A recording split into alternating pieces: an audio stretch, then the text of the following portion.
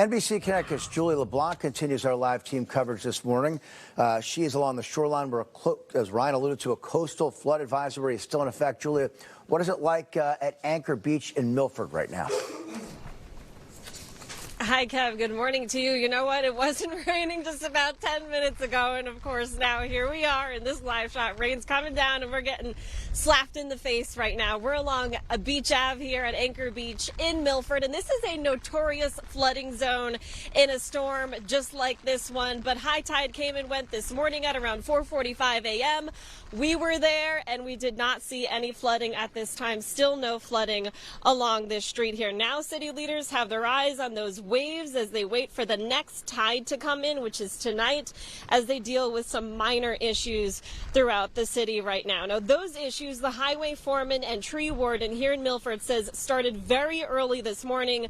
At one point, Tom Hunt says that they had a large tree limb in the middle of a road, and other places had down power lines and small tree limbs to deal with as well. We were there on Herbert Street as crews worked on some power lines there, and some drivers ignored those road closures. Now, as this storm continues, here's how Hunt says you can help clean up crews.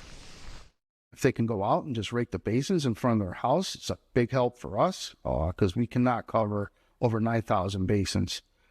If there is a minor limb that comes down, call the Department of Public Works. If there's a major limb down and you see wires involved, please do not go around the wires, and please call your fire department and police department and notify them. Now, Hunt says one other concern he has had and does have right now is that the trees are still full of leaves at this point, and since they are especially heavier at this point, that there's a higher risk of them falling down, especially with that moderate drought that this region had been experiencing prior to this storm. But luckily, though, Hunt says that has not been a big issue so far. Once again, back out here live. If you take a look on the sound here, you can see there's one boat here at Anchor Beach anchored out over there.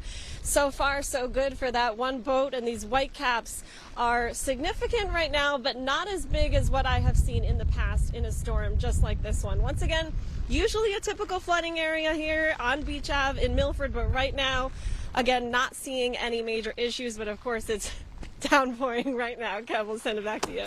Oh, Julie, I've been there. It's amazing how that rain starts just when it's time to go on TV. Thanks for that live report from Milford. And it wasn't just the shoreline. The inland part of the state was affected as well. You're looking at Old Farms Road in Simsbury, where a tree brought down power lines. This happened just before 4 a.m. The road was shut down from Joshua Drive to Lenora Drive while crews worked to fix the power lines and clear the mess.